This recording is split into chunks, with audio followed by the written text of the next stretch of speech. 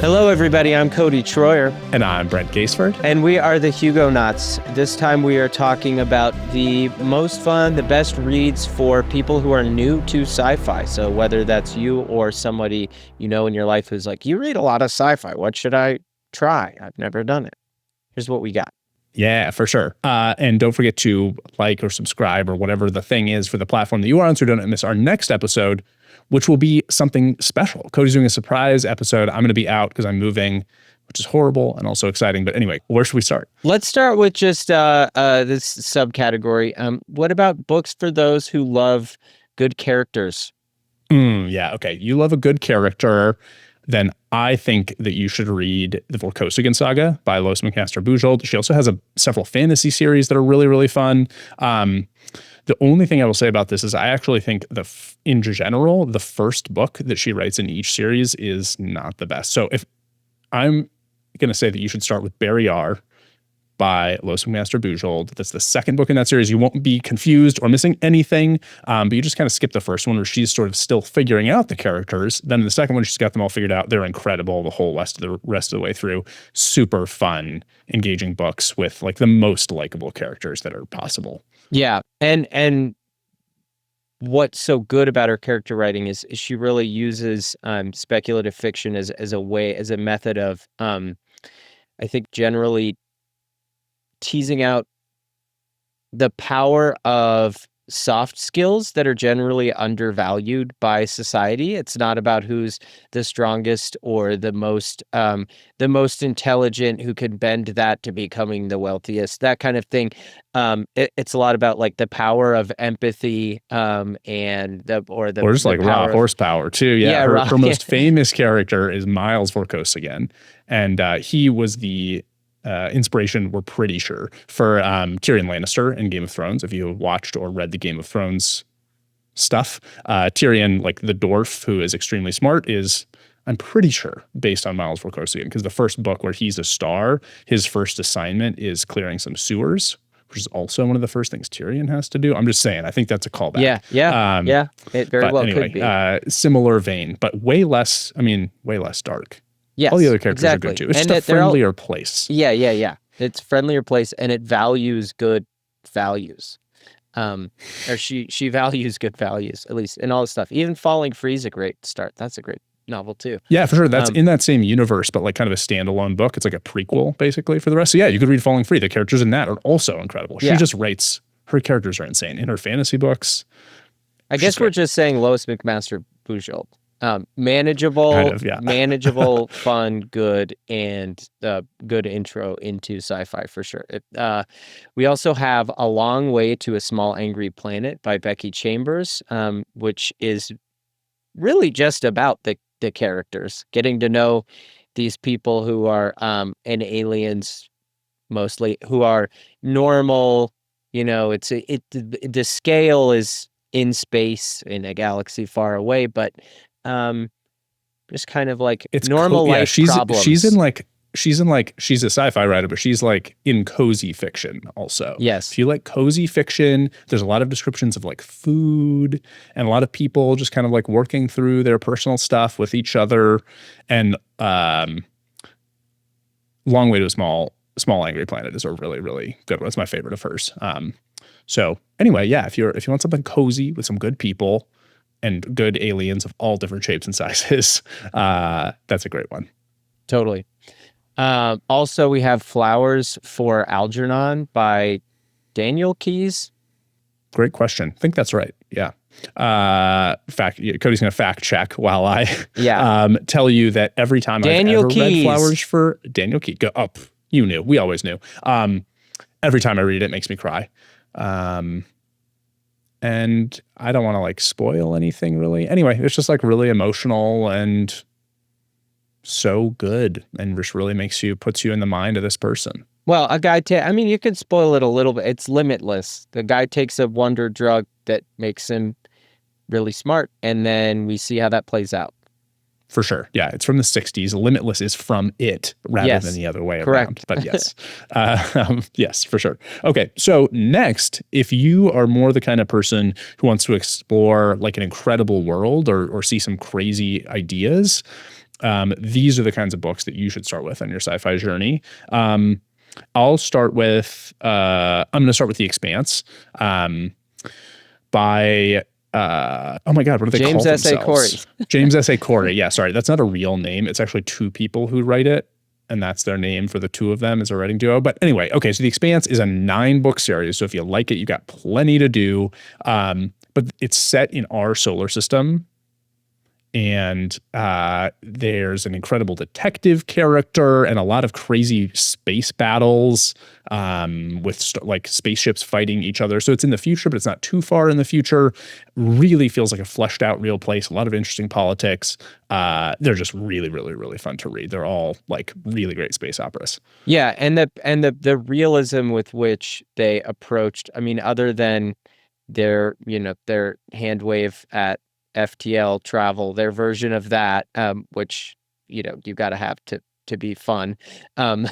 It's very scientific and well fleshed out idea of the future of if we colonize the solar system, what could that look like politically? What different types of societies would look like? What characters they would have? So that's why we put it in world. They were also page turners. They're also great character novels. I think this is like the first place I always point people when they say like, hey, you like sci-fi, I loved the Boboverse books, should I do, what do you think of those? And I'm like, they're fun popcorn read, but like if you want something more substantial that like really makes you think and stays with you in a deeper way, but also is as as entertaining as that, I always point them Expanse first.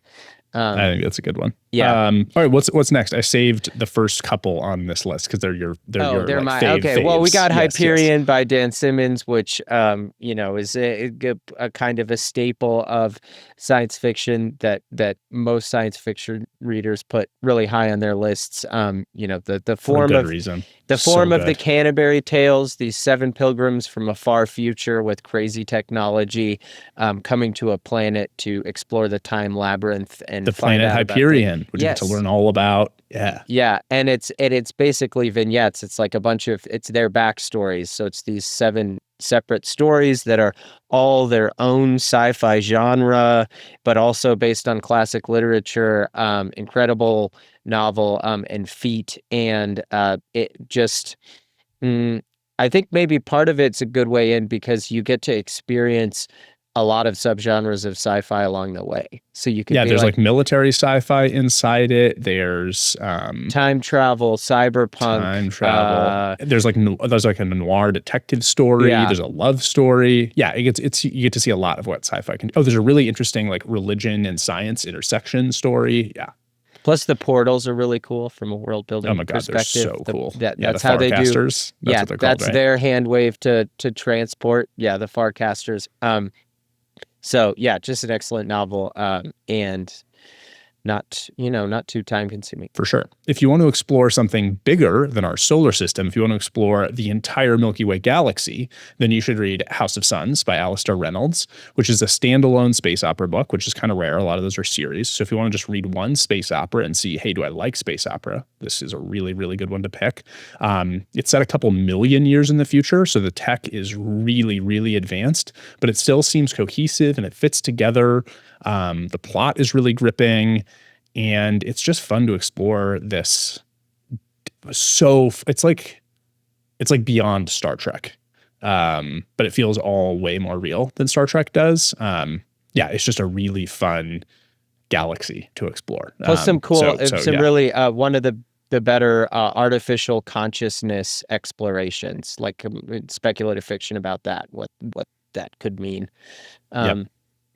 Yes. Also, if you want to do something super weird, Children of Time. I guess if you're new, super weird.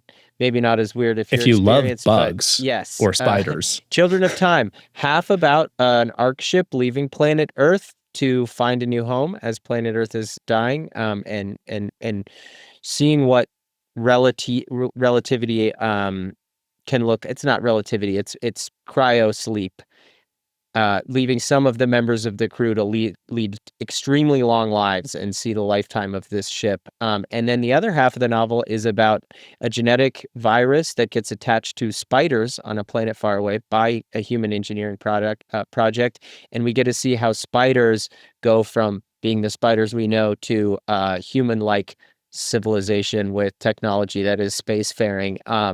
It's Adrian Tchaikovsky's best, though he's written many other great things.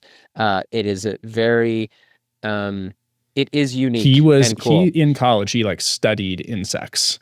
And so there's a lot of like really interesting extrapolation stuff about what if insects got really smart, and also really big. I'm a bit of an arachnophobe, and the spiders get really big in this book. Anyway, I still love it though. That's how good this book is. Yeah, and I think got to be top 5 science fiction from the last 25 years of like modern sci-fi, right? I mean, that's an interesting it's up take. there. You like Children of Time a little bit more than me. I agree, it's very good. Okay, fair enough. Okay, last one in this sort of like worlds big ideas section, we're going to put The Forever War by Joe Haldeman, which is I always put on lots of our lists because I love it so much. But it has everything in it follows the laws of physics. There's no faster than light travel, but so it's a really interesting exploration of what happens if you travel really, really, really, really, really fast. If you start to approach the speed of light, what would your life be like? Because relativistic effects start to happen and time passes much more slowly for you than back on Earth. And it's mixed with military sci-fi, really interesting war. And it's also sort of about the Vietnam War because Joe wrote it right after he came back from the Vietnam War. So there's a lot of really interesting layers. It's super well done. And so if you like that, you might say like, hey, I really want to get into more military sci-fi. Or you say, hey, I might want to get into more first contact stuff. Or, hey, I might want to read some more Vietnam War literature. You never know. So it's a really good one to sort of dip your toe in. And also Joe's we did an interview with him and his wife that's like, I love so much. I love them. Yeah. They're such cool people. Too, actually. Anyway. But which is a good time to bring up. By the way, if you want to dig deeper into any of these that sound interesting to you, we have standalone episodes on almost all of what's on this list. That's true, because these are like a lot of our favorite books. Yeah. So you can go check those out too. And interviews with some of the authors. Okay. The next section we've got is funny stuff. You want to read something funny that's also science fiction, we've got a few for you. The most obvious is Hitchhiker's Guide to the Galaxy by Douglas Adams. That's the gold standard for humor in science fiction. Although, people like Pratchett approach that level as well. I'd say Pratchett's more in fantasy. If he were more sci-fi, we would put him in this list. That's true. But just like the wordplay and the silliness, Hitchhiker's Guide is a classic for a reason. There's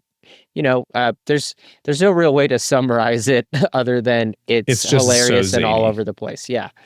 Lots of aliens. The book starts with aliens showing up on Earth and saying like, hey, you passed your time to protest the new interstellar highway. We're blowing up Earth to make room for it. Peace.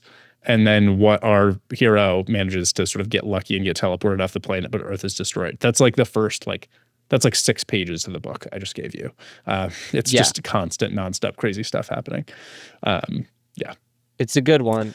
This one you have on the list, it is, I guess I hadn't thought about it like this. I would think it's like page turny, whatever, but it is actually really funny. And that's Snow Crash by Neal Stephenson, which is kind of the, like one of the seminal cyberpunk novels. But it's a satire of cyberpunk, in of itself. And he ended up doing such good satire that it's one of the better cyberpunk novels.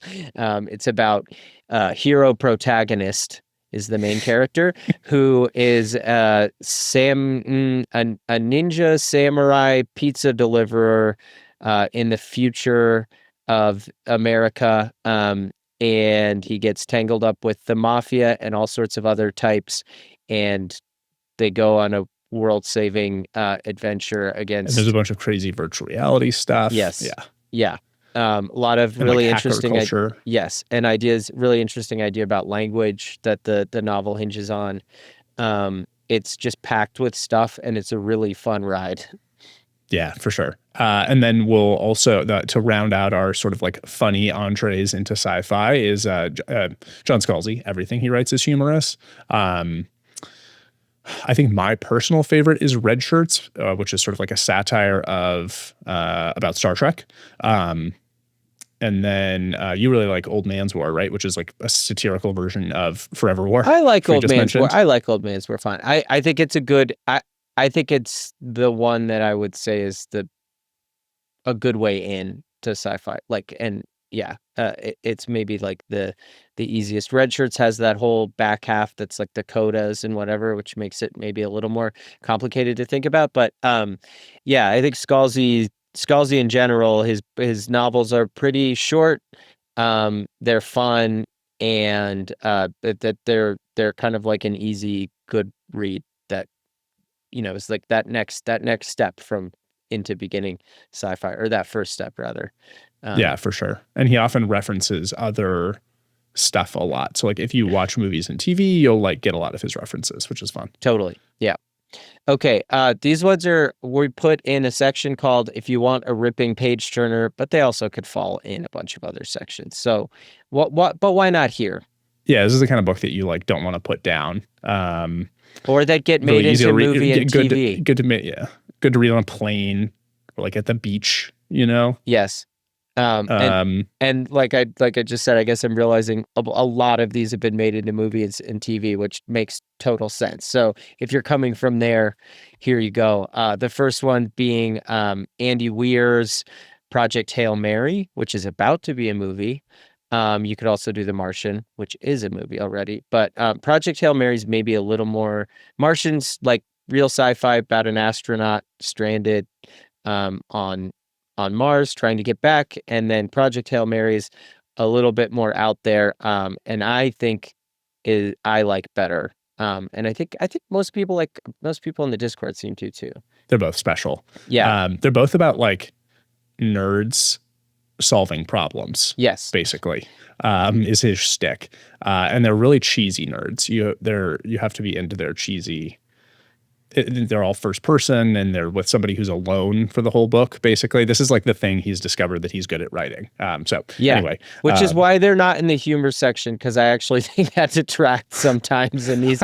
But they're so fun, just like solving the problems with his main characters and getting through the tension and the and how the characters get through the tension. For sure. Yeah, they're definitely a great intro. What about some Blake Crouch? Yeah, Blake Crouch is like a thriller style page turner. He's written a couple of really, really great sci-fi ones, Dark Matter and Recursion, which are actually extremely similar to each other. I think whichever one of those, everybody I've talked to about this, whichever one they read first, they think is better because they're so similar. One of them is... do I spoil anything if I sort of say that the technology that underlies the similar idea? I guess I kind of do. So I won't say anything about it, but they're just like classic thrillers that you would see in an airport, but with science fiction technology. They're very, there's always that like somebody who loves somebody else. It's got to get back to them or whatever. And they're just really fun, and they really keep you turning the pages. They're short, and you get to explore a couple of like very classic science fiction ideas through them. And maybe I guess I would just say like maybe Dark Matter is the most popular because that's the one that's a TV show now. I think that's just coming out. Is it Apple TV is making it? Oh, I don't know. I hadn't heard about that. Yeah, that's cool. Yeah, that's just started. I haven't seen it yet though, obviously. And another one Apple TV is that just started last spring, Murderbot series by Martha Wells. And these books are about an androgynous robot who's built for security operations, essentially, hyper competent at killing, but doesn't really want to because it's lazy and just wants to like watch TV and stuff. It's basically most people who don't want to get up and go to work and would rather hang out on the couch. But nonetheless, the bot has to do that, because otherwise it wouldn't be very interesting. And I think it's a good launching in point because they're fun and they're easy, but they also have some interesting ideas. Super duper short. They're like a couple hour audiobooks each. Yeah, I guess we should say like most of them are novellas. Probably start with the first one, All Systems Red. That will give you context, but you kind of could read any of them in any Yeah, order. yeah. I didn't read All Systems Red first, and it didn't take anything away from it for me. Yeah. Yeah. Um, Yeah, they're very fun. Okay, so next we'll do Ender's Game, which was written sort of before YA was a category, but I think now kind of gets put into YA because it's about a boy. But it's about a young boy who's very brilliant and has to like save the world in this war against space insects, which is a real classic sci-fi villain. You get to explore that here. Um, I did a terrible job of making that sound like a good book, but you really won't be able to put it down, I promise. It's got an enormous twist at the end, which is really, really, really shocking and fun, and you'll remember for the rest of your life. And yeah, and if you have like a young person in your life, I mean, there's a lot of these that would be good for somebody who's like a tween or a teen, but this is probably the one I would put at the top of that list. yeah, and I almost think like just to support our point that this is good starter sci-fi, it's taught in like middle school and early high school. Like, it's a taught book. So it makes sense as that kind of thing, but it lasts. Like I think it's interesting to read young or old. It's one of those few. It's kind of timeless. Yeah, we reread it for the show as like grown adults, and we're like, okay, this is still great. This is not just. I For almost children. thought it So was. if you're, I almost thought it was better. I missed all the political stuff when I was younger, I guess, and thought that was so interesting on this time through. This is maybe of these books the most in depth in terms of ideas, philosophy, world building, whatever. It's in the ripping page turner yes, section, yes, yeah. agreed.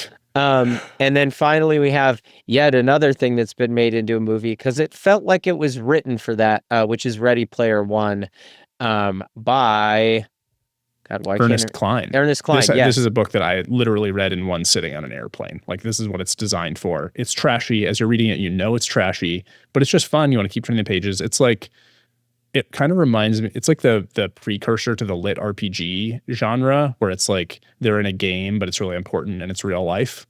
And then the lit RPG genre like took that further. Yes, and it's also like I think that was around before this, but nonetheless, that's been around for a while. But the thing that it does is just constantly like nostalgia trigger dopamine drips. And that's why. Yeah, if you like movies or video games from the 80s, yeah, you definitely should read it. Okay, last section. This is like we wanted to do something that's for like if you're coming to science fiction but you are an avid reader of other fiction, particularly literature, just like mainline literature. Look down your nose at sci-fi. We're here to tell you shouldn't, and there's some great literary science fiction. That's such a good summation. Thank you. That's exactly what I was trying to say. Here are some literary greats to step into. First we have Left Hand of Darkness by Ursula K. Le Guin. You could also do The Dispossessed, but we just like Left Hand of Darkness better for this because the character writing is so good. It's emotionally powerful. It's about a planet called Winter, where a human where it's cold. Yes, it's cold. This planet is not part of the greater human hegemony that exists among a lot of other planets, but an emissary from the hegemony is coming to try and bring winter in, see if they can bring winter into the whole thing, and realizes that winter is a very different society, and also they have different biology than other humans. They are genderless creatures who form into male or female sex when it's time to procreate. During Kemmer, like each month, basically, you go into a cycle and you either become male or female just for that week.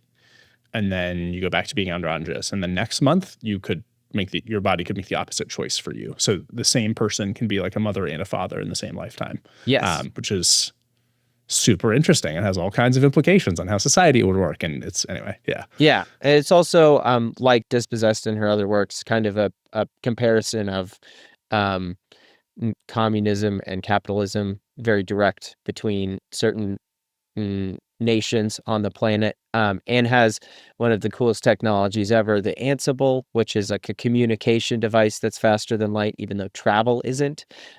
So it's about maybe one of the more honest ways that we could disperse in the solar system, which is we can't get to each other that fast, but we can share ideas. It's a really cool Even novel. without the Ansible, that's going to be the way it is. Yes, exactly. Yeah, for sure. Exactly. Okay, what's next? Next, we're going to do Never Let Me Go. Excuse me. Never Let Me Go by Kazuo Ishiguro. He is one of like the most highly regarded literary fiction writers in the world, and also has written a bunch of sci-fi books. Never Let Me Go is sci-fi. Clara and the Sun is sci-fi. The Buried Giant is like fantasy. Fantasy. Oh, so good. So he really just shows what is possible at the intersection of like, there's no reason that you can't explore all kinds of interesting ideas in the same book. Never Let Me Go is about some teenagers who are at a school together. His character writing is incredible. And the thing that he does in many of his books is that the characters either don't know something about their world or they do know something about the world, but it's just so... They don't tell the audience. It's like reverse dramatic irony, yeah. Yeah, and so you get to explore and figure out what the heck is going on, and then you just sort of realize at the end, and it changes the meaning of the entire book. So we won't spoil the twist for you in this one. And they happen in the most like subtle, devastating ways. Like in like one sentence, he's like, wait, what? You turned the He writes about memory a lot. Yeah. Almost all his books are about memory, including the non-sci-fi fantasy ones. Anyway, he's incredible. If you haven't read any Kazuo, you should read something. We love Never Let Me Go. But there's so many good. I mean, they're all incredible. Yeah. Step into literature with Kazuo. Out of sci-fi, step into sci-fi with Kazuo from literature. Either way. Okay. Also, The Road by Cormac McCarthy, another one of the greatest writers of prose ever. And you're probably familiar with the story, at least, because this was also a film. But the post-apocalyptic world, a man and his son, the boy, traveling through this absolute wasteland that was America and just... trying to survive. Yeah. It's so trying dark. to make it. Oh my God. So dark, so powerful about the human spirit. And if you're the kind of person who's like, I wouldn't mind if there was a nuclear war or an epic disaster or whatever, because like I'm ready and I'm a prepper, you should read this book because you don't want it. I promise you don't. Yeah. I think that's what the commonly with post-apocalyptic fiction, it's like this fantasy of like, not having to do the minutia of modern life anymore. And this is a good example of, oh, nope, it would be really bad. Let's try not to. Let's try not to. And guess what? And you can choose not to do the minutia now if you want. And it's going to be a lot easier than being the man and the boy in The Road. Yeah, for sure. Yeah. Anyway, he's just a super talented writer. Almost literally every book of his I've ever read, I loved. He mostly writes like Westerns or things set in our modern time, but this is the exception. So, okay, next is Slaughterhouse-Five by Kurt Vonnegut, who is an incredibly famous satirist, started writing in the 50s, and wrote a lot of sci-fi books. Slaughterhouse-Five is both of our, I think, well, I mean, I don't know, it's my favorite Vonnegut. Is it yours? I don't know. Sure. Anyway, they're all really, really, really great. And he just layers... I can't believe how much these books make you think with how short they are, and he just gets so much meaning into such a small space, and he doesn't hit you over the head with his ideas. He kind of just like shows you. Anyway, he's incredible, and it's about time travel and aliens and World War II, and they all fit together. I promise. Yeah. And then finally we have Starship Troopers by Robert Heinlein. One of the most iconic military sci-fi novels that really is about the workings of the military and how military prepares for action and outside of combat, and what it means to have a military, what it means to be in the military, but in this future where humanity is fighting a bug invasion, yet another bug invasion. Yeah. And there's a lot in here about sort of politics and responsibility. And some people think it's a fascist book, but it is not. I don't think he's a fascist. He's definitely not. But there's a lot about like the military ethos and what it means to like serve someone else and there's also a lot of like brutal things that are happening. It's just a really, really, really interesting book. And it's also another way to explore military sci-fi. We wanted to like have a couple of those in here because that's a whole subgenre that some people might really be into. Yeah. So yeah, that's our list. Let us know. Drop a comment either in the Discord or on YouTube. I guess those are the places you can make comments. So let us know if you think we forgot something that you think newbies should read. But surely we did. Surely we did. But yeah, hopefully there was something here that you think will be fun or will be good for somebody that you know and love who you're trying to poke into the genre world. Yeah, and good luck with the move, dude, and I will see what I come up with as a special surprise for next time. For sure, and I'll see all the rest of you here soon. All right, later.